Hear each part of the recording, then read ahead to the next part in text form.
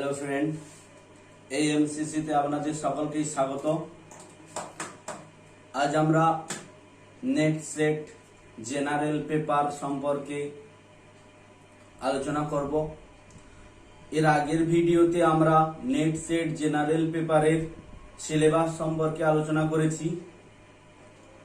আজ সেই 10টি ইউনিটের একটি ইউনিট আইসিটি সম্পর্কে আমরা আলোচনা করব। এর আগে আমরা আইসিটির কি কি পড়তে হবে তা বলে দিয়েছিলাম। তার প্রথম ইউনিট ছিল কম্পিউটারের ইতিহাস।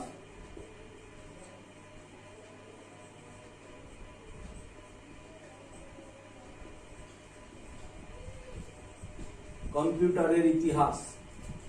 তারপরে ছিল কম্পিউটারের প্রজন্ম।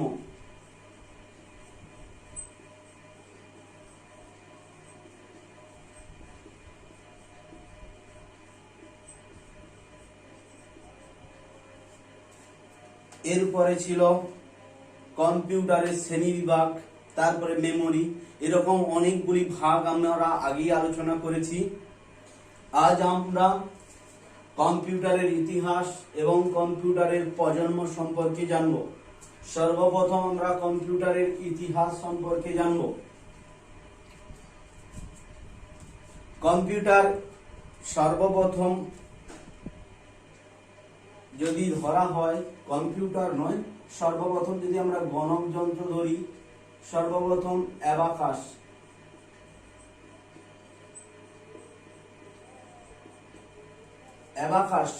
অ্যাবাকাস অনেকটা আজকের দিনে স্লেট পেন্সিলের মতো ছোট ছোট স্লেটের ভিতরে মানে ডাঁটির ভিতরে গোল গোল আছে, 1 2 3 করে গোনা হয়। সেই অ্যাবাকাস সর্বপ্রথম চীন দেশে প্রায় 5000 বছর পূর্বে চীন দেশে সর্বপ্রথম চীন দেশে হচ্ছে অ্যাবাকাস গণক যন্ত্র আবিষ্কৃত হয় প্রায় 5000 বছর পূর্বে।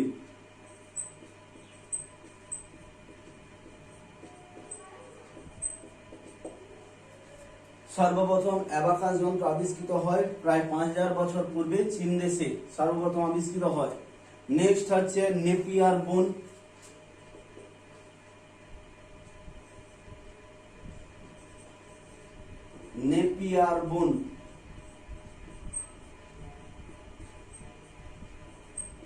এরপর যে গণক যন্ত্রটি আবিষ্কৃত হয় তার নাম নেপিয়ার বোন।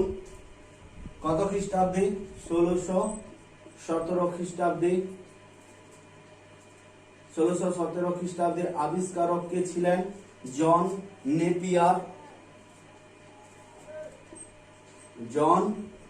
নেপিয়ার এটি আবিষ্কার করেন। জন নেপিয়ার সর্বপ্রথম এটি আবিষ্কার করেন। এই যন্ত্রে কি করা যেত? এই যন্ত্রে যোগ বিয়োগ ছাড়াও দুটি বড় সংখ্যার গুণও করা যেত। এই যন্ত্রটিতে লগারিদম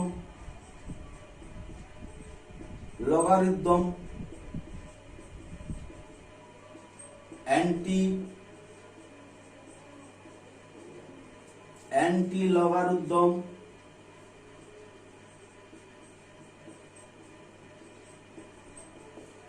লগারিদম করা যেত। নেক্সট হচ্ছে 1620 খ্রিস্টাব্দে স্লাইড রুল।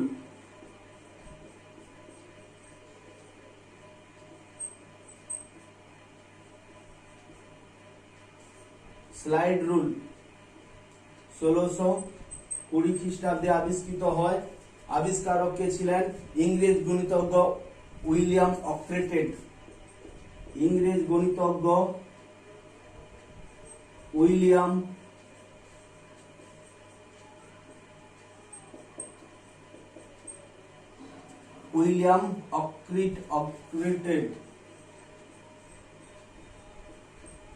অক্রেটেড এটি আবিষ্কার করেছিলেন।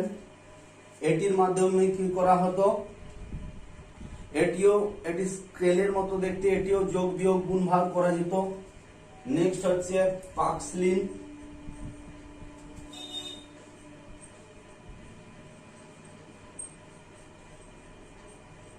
পাকসলিন যন্ত্র আবিষ্কার হয়। নেক্সট পাকসলিন 1642 খ্রিস্টাব্দে এটি আবিষ্কার করেন। 1642 খ্রিস্টাব্দে এটি আবিষ্কৃত হয়। Bells pascal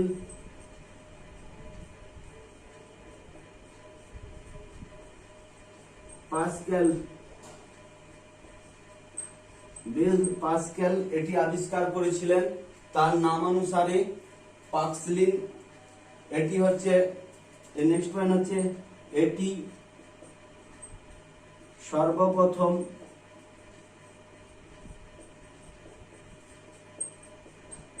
calculator.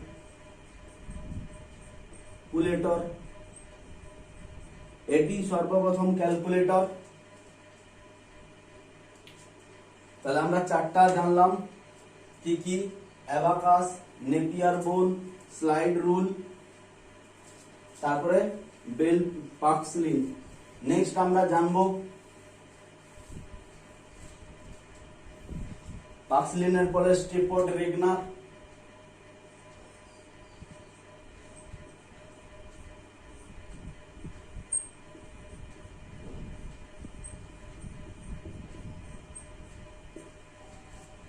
Stepped রেগনার German বিজ্ঞানী গডফ্রে লেবনিজ 1671 খ্রিস্টাব্দে এই যন্ত্রটি আবিষ্কার করেন। জার্মান বিজ্ঞানী গডফ্রে লেবনিজ।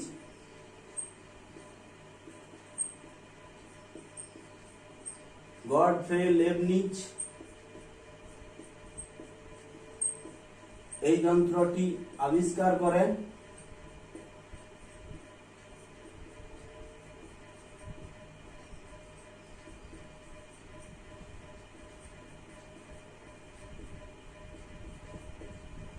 গডফ্রে লেবনিজ এই যন্ত্রটি আবিষ্কার করেন কত খ্রিস্টাব্দে?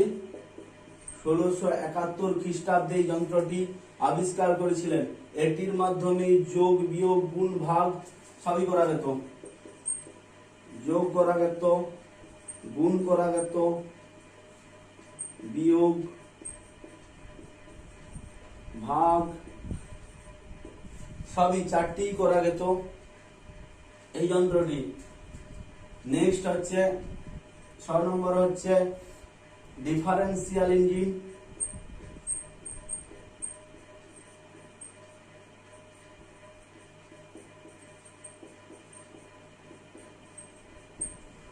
নেক্সট ডিফারেন্সিয়াল ইঞ্জিন 1822 খ্রিস্টাব্দে আবিষ্কৃত হয়। 1822 খ্রিস্টাব্দে আবিষ্কার করেন কে? চার্লস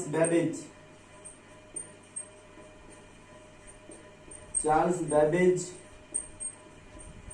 সর্বপ্রথম ডিফারেন্সিয়াল ইঞ্জিন আবিষ্কার করেছিলেন। নেক্সট হচ্ছে অ্যানালিটিক্যাল ইঞ্জিন। 7 নম্বর হচ্ছে অ্যানালিটিক্যাল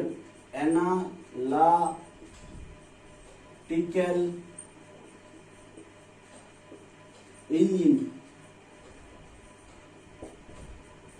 অ্যানালিটিক্যাল ইঞ্জিন কত খ্রিস্টাব্দে আবিষ্কৃত হয়েছিল? 1833 খ্রিস্টাব্দে। 1833 খ্রিস্টাব্দে আবিষ্কৃত হয়। এই যন্ত্রটিতেও যোগ বিয়োগ গুণ ভাগ সবই করা যেত। এতে সর্বপ্রথম হচ্ছে মেমোরির কথা বলা হয়। এতে সর্বপ্রথম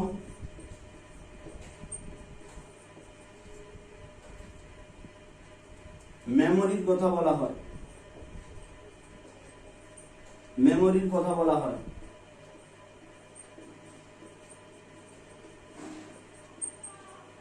এতেই সর্বপ্রথম হচ্ছে মেমোরির কথা বলা হয়েছিল। চার্লস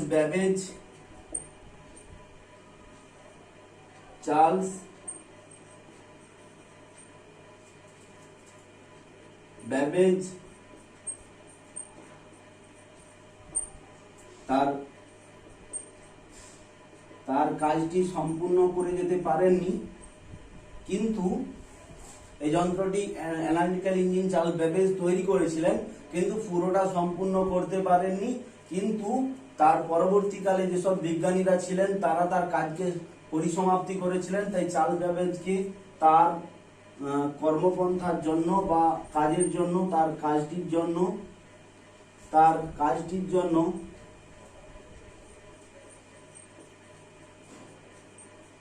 আধুনিক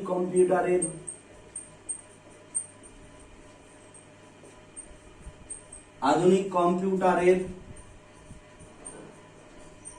জনক বলা হতো।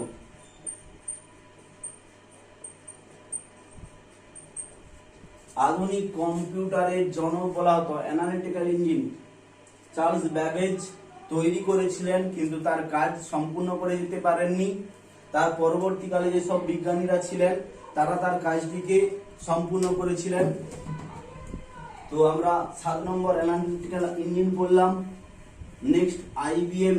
আমরা যে বর্তমান আইবিএম সংস্থার যে কোম্পানি, সেই সংস্থার কোম্পানি প্রতিষ্ঠিত হয়।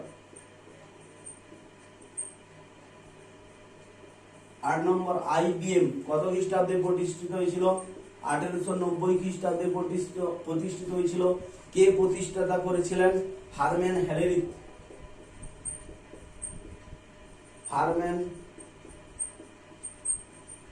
হেলেরিথ তিনি এবং হারম্যান হেলেরিথ এটি আবিষ্কার করেছিলেন। তিনি এবং হারম্যান হেলেরিথের কোম্পানি এবং আরো কয়েকটি কোম্পানি মিলে আইবিএম ইন্টারন্যাশনাল বিজনেস মেশিন আবিষ্কার করেছিলেন। ইন্টারন্যাশনাল এর ফুল ফর্ম হচ্ছে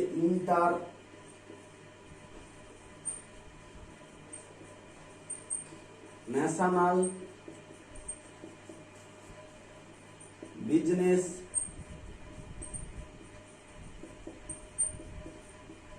মেশিন।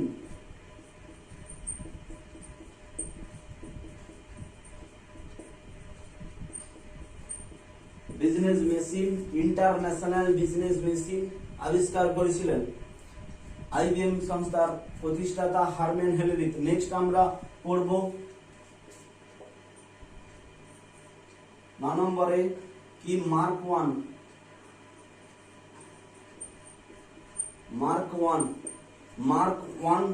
1944 খ্রিস্টাব্দে প্রতিষ্ঠা লাভ করেছিল। এটি কে প্রতিষ্ঠা করেছিলেন? আইবিএম সংস্থার সহায়তায় বিজ্ঞানী হার্ডওয়ার্ড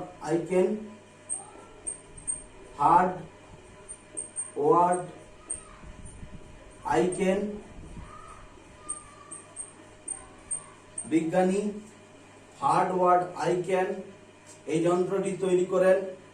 তিনি চার্লস ব্যাবেজের অসমাপ্ত কাজ যে করেছিলেন, বিজ্ঞানী চার্লস ব্যাবেজ যে অসমাপ্ত কাজ করেছিলেন তা এই মার্ক ওয়ান যন্ত্রে তিনি দেখিয়েছিলেন। মানে চার্লস ব্যাবেজের অসমাপ্ত কাজ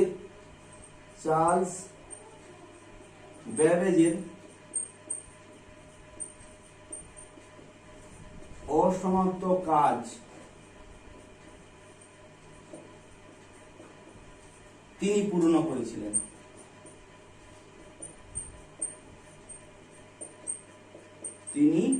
করেছিলেন। মানে চার্লস ব্যাবেজ তো মেমোরির কথা বলেছিল, কিন্তু তিনি তো আর করে যেতে পারেননি। হার্ডওয়ার্ড আইকেন মার্ক ওয়ান যন্ত্রে সেই কাজের পরিসমাপ্তি করেছিলেন। এটিকেই আধুনিক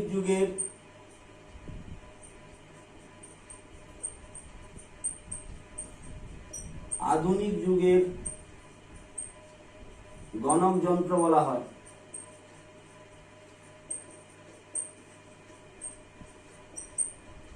শুধু এই কিওয়ার্ড পয়েন্ট গুলি মনে রাখলেই হবে। নেক্সট আমরা ইনিয়াক পড়ব। ইনিয়াক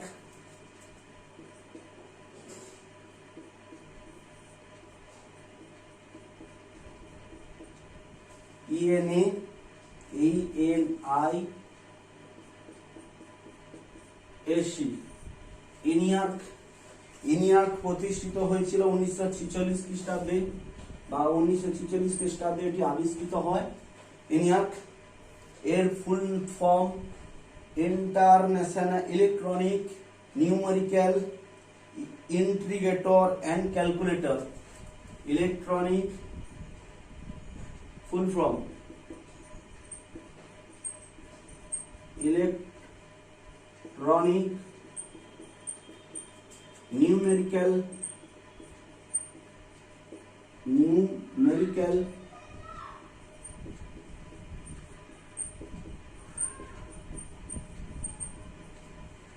electronic numerical integrator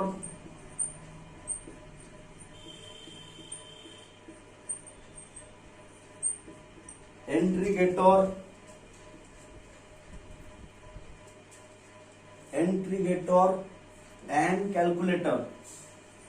আমি বলেছিলাম ইনিয়াক 1946 খ্রিস্টাব্দের আবিষ্কার। এর full form electronic numerical integrator and calculator.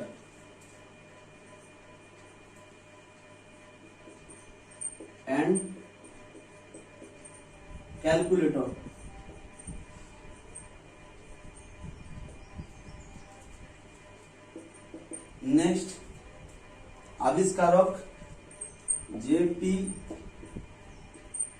এরকাট O John Macaulay.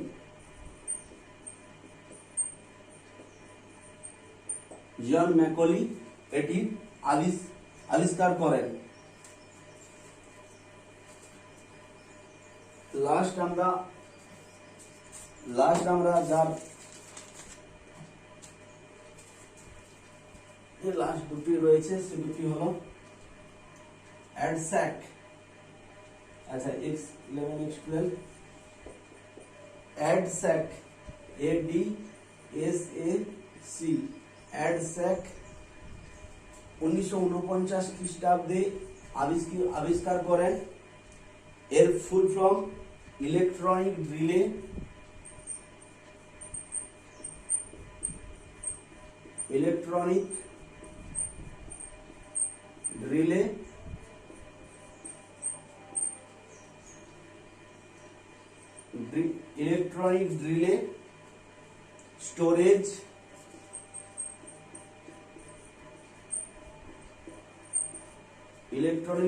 Storage automatic computer.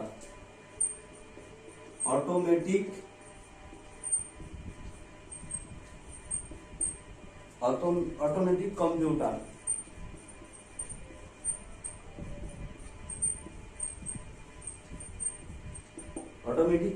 Computer EDSAC 1949 খ্রিস্টাব্দে আবিষ্কার হয়।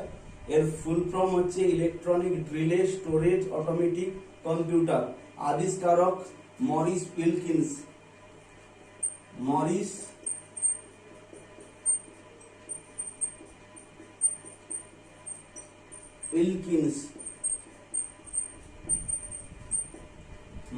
উইলকিন্স।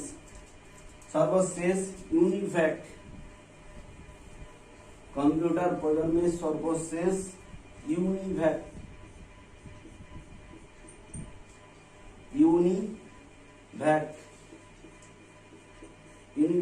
1 1951 খ্রিস্টাব্দ। 1951 খ্রিস্টাব্দে এর আবিষ্কার হয় বা এটি আবিষ্কৃত হয়। আবিষ্কার করেন জন ম্যাকলে ও একরাট। জন ম্যাকলি ও জেপি এরকাট। এটি সর্বপ্রথম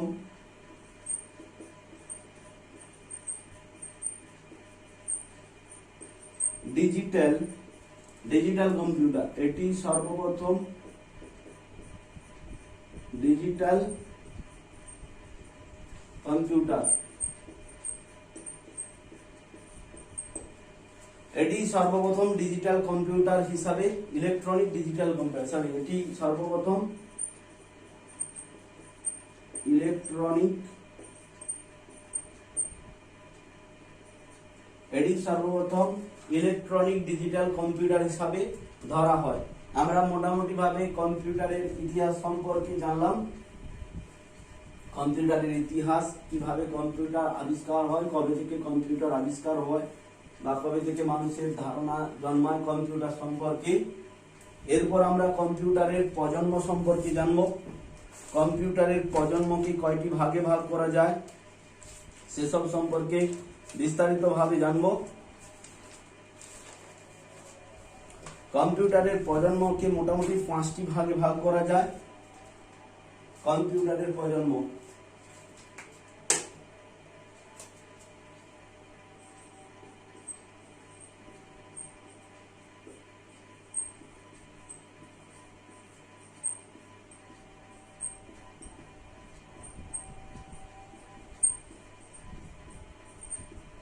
কম্পিউটারের প্রজন্ম সম্পর্কে জানব। আমরা কম্পিউটারের প্রজন্মকে 5টি ভাগে ভাগ করেছি। ফার্স্ট প্রজন্ম কত খ্রিস্টাব্দে? 1946 টু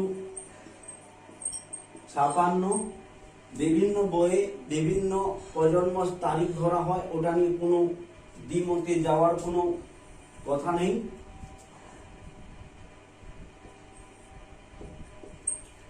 মোটামুটি প্রথম প্রজন্মে যেসব জিনিস ব্যবহার করা হয়েছিল, যেসব ল্যাঙ্গুয়েজ ব্যবহার করা হয়েছিল বা কোনগুলি সেই সময় বেশি ব্যবহৃত প্রথম প্রজন্মে, সেগুলি সম্পর্কে বিস্তারিতভাবে জানব। 1946 খ্রিস্টাব্দে জেপি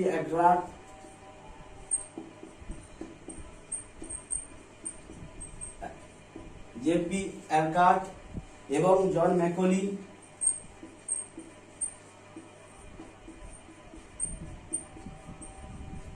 এটির আবিষ্কারক বা প্রথম প্রজন্মের সর্বপ্রথম ডিজিটাল কম্পিউটার তৈরি করেছিলেন।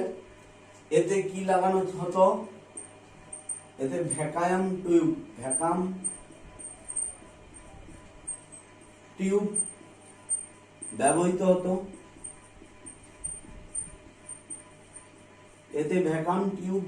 হতো। এর উদাহরণ হিসাবে বলা হয় ইনিয়াক, ইলেকট্রনিক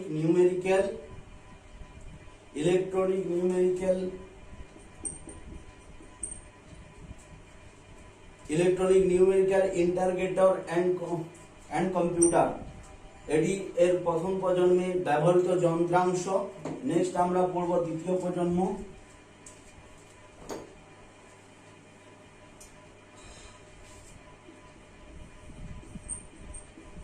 সেকেন্ড প্রজন্ম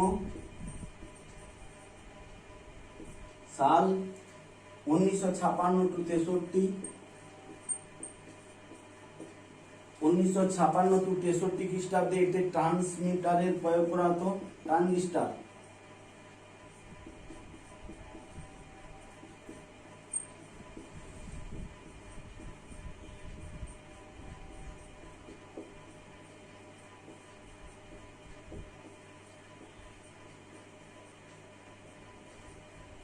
এতে ট্রানজিস্টারের প্রয়োগ করা হতো। এখানে মেশিন ভাষার প্রয়োগ বদলে অ্যাসেম্বলি ভাষার প্রয়োগ করা হতো। এই ধরনের যন্ত্রে অ্যাসেম্বলি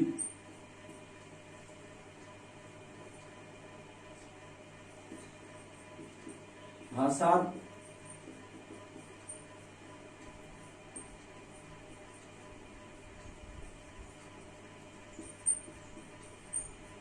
প্রয়োগ করা হতো।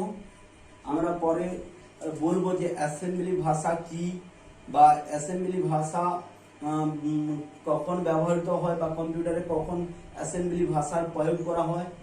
নেক্সট আমরা পঞ্চম প্রজন্ম সম্পর্কে থার্ড প্রজন্ম সম্পর্কে জানবো। থার্ড প্রজন্ম তারিখ 1964 টু 71। এতে আইসি ইন্টারগ্রেটেড সার্কিটের ব্যবহার হয়। আগেরটা ট্রানজিস্টার, তার আগেরটা ভ্যাকুয়াম টিউব ব্যবহৃত হতো। থার্ড প্রজন্মে আইসির প্রয়োগ শুরু হয়, ইন্টারগ্রেটার সার্কিটের প্রয়োগ শুরু হয়। এতে শুধুমাত্র এটা মনে থার্ড প্রজন্মে শুধু ইন্টারগ্রেটেড সার্কিটের ব্যবহার করা হতো, এটা জানলেই হবে। ফোর্থ প্রজন্মে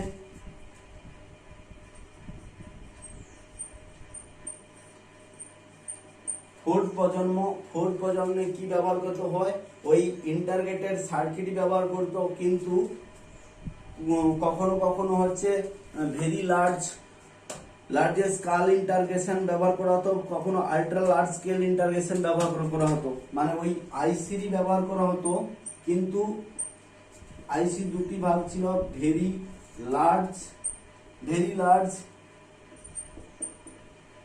লার্জ স্কেল ইন্টারগ্রেশন, আর একটি হচ্ছে আল্ট্রা লার্জ এসআই। এখানেও আইসিরই ব্যবহার করা হতো, সূক্ষ্ম সার্কিট ইন্টারগ্রেটেড সার্কিটের ব্যবহার হয়। এর প্রজন্ম সাল হচ্ছে 1971 থেকে 1991। এখানেও আইসিরই ব্যবহার বেশি লক্ষ্য করা যায়, তবে সূক্ষ্ম থেকে আরো সূক্ষ্মতর ভাবে এর ব্যবহার শুরু হয়েছিল। আর সর্বশেষ আমরা জানবো পঞ্চম প্রজন্ম সম্পর্কে। ফিফথ প্রজন্ম, আমরা বর্তমান যে প্রজন্মে বাস করি সেখানে মূলত আর্টিফিশিয়াল ইন্টেলিজেন্সের ব্যবহার হয়। আর্টিফিশিয়াল